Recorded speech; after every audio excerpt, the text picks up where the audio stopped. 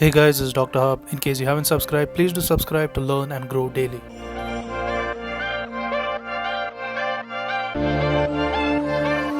Let's now understand what are the Briadman areas. So let's look at the Briadman areas. So under this, the Briadman areas, there is the diagram which we need to know. So let's draw the diagram.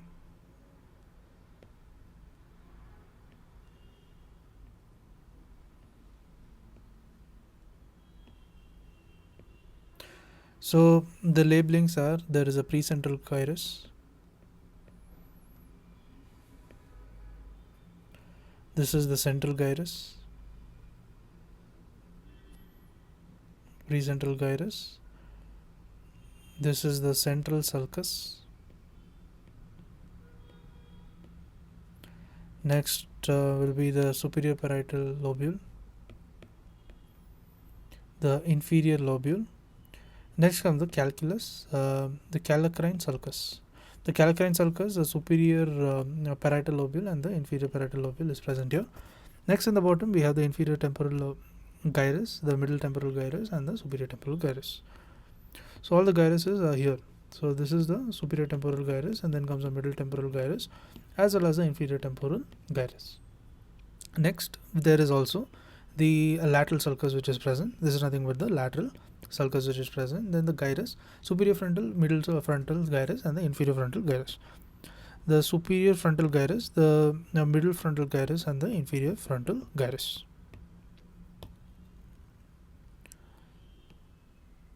So let's put this on the side.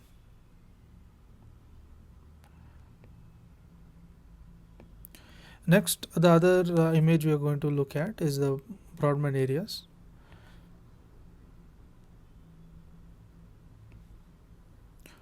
So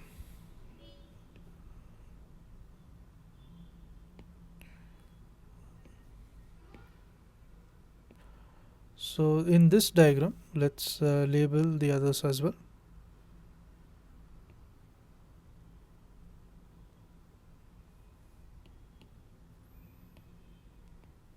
So we have the premotor cortex, the frontal eyelid and the Broca's area.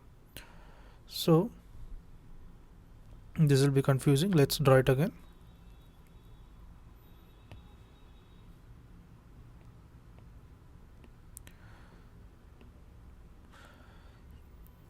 So under this there is area 44-45.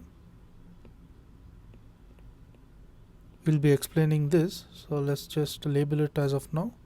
There's 44-45, there is 41-42. Next there is 5 and 7, as well as there is 18 and 17. This is nothing but the VAQ, that is a visual associated area, and this is nothing but the primary visual area, visual associated area, and this is the primary visual area. Next this is nothing but the 5 and the 7. This is nothing but the sensory associated area. Next comes the primary sensory area, as well as the primary motor area is here. This is the primary motor area. Next comes, this is area number 4. Next will be area number 6. Then here is area number 8. This is the premotor area.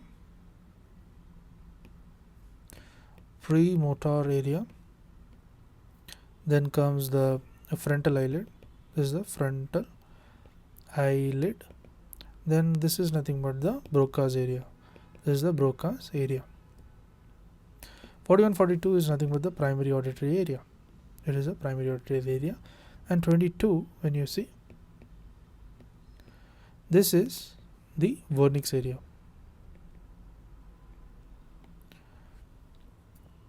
So the main areas: premotor, frontal, Broca's, primary auditory, vernix, visual associated area, the sensory associated area, primary visual field, and the primary sensory area. So let's take all this.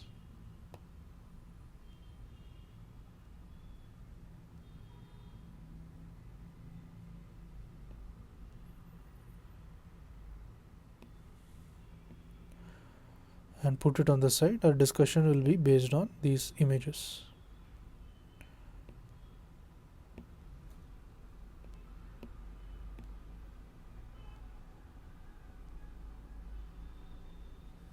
Okay, so now let's talk about the area 312. So let's talk about the area 312. So this area 312 is the primary sensory area. It is a primary sensory area, and you can see in the label diagram as well. So they are the primary sensory area, and how is it located? So what is the location of this? The location is, it is present in the post-central gyrus. It is in the post-central. It is present in the post-central gyrus. It extends to the posterior part of the paracentral lobule medially, and it extends to the posterior part. It extends to the posterior part of the paracentral lobule. Paracentral lobule, and it is medially. It is medially. So this is about the area 312. Next, when we move ahead, we have the primary sensory area. So what about the primary motor area? So we're talking about the primary motor area. So this primary motor area is present in the premotor area. The primary motor area is present in the pre-central gyrus. Pre-central gyrus. So it's present in the pre-central gyrus, and it extends to the anterior part of the paracentral lobule medially. It extends anterior part of the paracentral lobule. Paracentral lobule. So it is present in the paracentral lobule, and it is present medially. Next, what we have is the area number 6. The area number 6 is the premotor area. We have labeled in the diagram as well. It is a premotor area, and the area it is anterior to the area 4. So it is anterior to the area 4. You can see it in the diagram, and it extends to the anterior part of the paracentral lobule medially, and it extends to the paracentral lobule, and it is present medially. Next, we move on to the area 6. So what happens to area 6?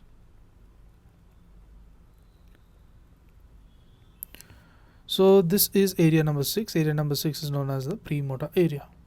Area number 6 is nothing but the premotor area. It is anterior to the 6, and it lays anterior to the area 6. It is in the posterior part of the superior, middle, and the inferior.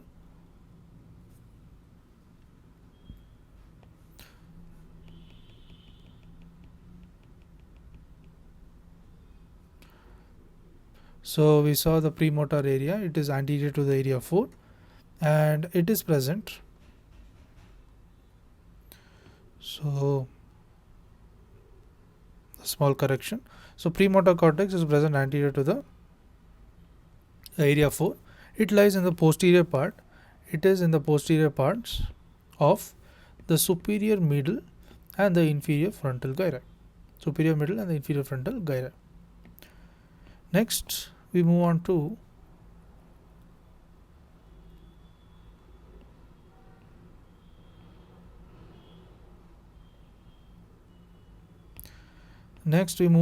the area number 5 and 7.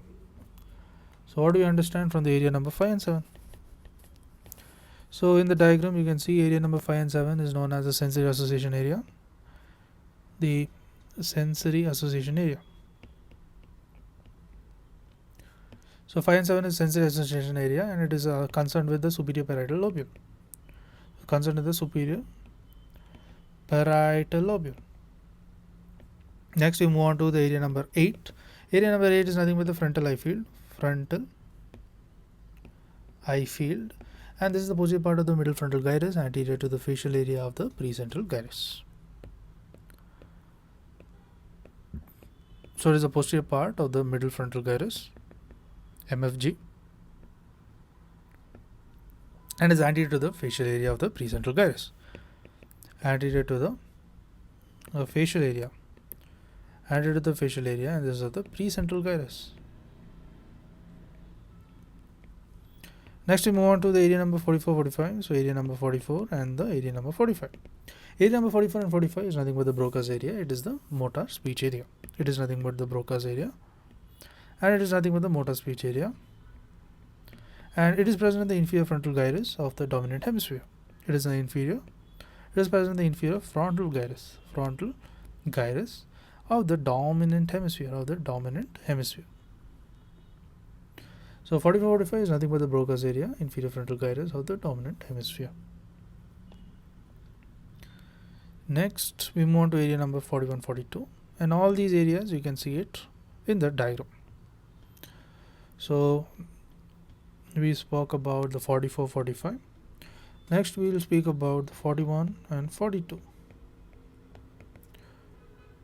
Area number 41-42 is the primary auditory area. 41-42 is the primary auditory area. Primary auditory area. So primary auditory area is the superior surface of the superior temporal gyrus. It is the superior surface of the superior temporal gyrus. Superior surface of the superior temporal gyrus, and it is also known as the Hell's gyrus.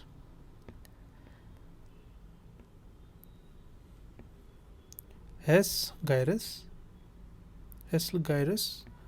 and this is the 41-42 primary auditory area.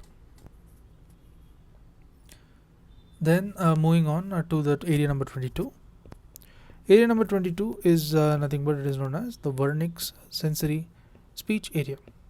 Wernicke's sensory speech area. So this is the area is nothing but the superior temporal gyrus. It is nothing but the superior temporal gyrus. The area is nothing but superior temporal gyrus. Next we move on to area number 17-18. So what happens in area number 17? So this area number 17 is nothing but the primary visual area. Primary visual area. Primary visual area is nothing but the striate area. Primary visual area is a striate area, and walls and floor of the posterior part of the calcarein sulcus, and it includes the walls and floors of the posterior part. So walls and floors of the posterior part of the calcarein sulcus in the occipital lobe. So 17, you can see where we have labeled it, and the 17 is the primary visual striate area. It forms the walls and floors of the posterior part of the calcarein sulcus. And this is the posterior calcarein sulcus in the occipital lobe. Next we move on to the area number 18 and 19. This area number 18 and 19 are nothing but the visual association area. Visual association area. So the visual association area is the remaining part of the medial and the superolateral surfaces of the occipital lobe. So they are the remaining part of the medial and also the supralateral surfaces of the occipital lobe. Next we move on to the area number 28. So this area number 28 is the primary olfactory area. The primary olfactory area, it's anterior part of the hippocampal gyrus and the uncus. So 28 is the primary olfactory area. It lies in the anterior part of the parahippocampal gyrus. Parahippocampal gyrus and also the uncus. So 28 is the primary olfactory area. It is the anterior part of the parahippocampal gyrus and the uncus. Next, the 43. 43 is nothing but the gustatory. 43 stands for the gustatory, and this is nothing but the taste area. 43. So let's have a look at the diagram as well. Have we labeled 43? No. So this 43 is the taste area, and it is present in the inferior part of the parietal lobe. It is present in the inferior part. So it lies in the inferior part of the parietal lobe and posterior to the general sensory area of the mouth. Posterior to the general sensory area of the mouth.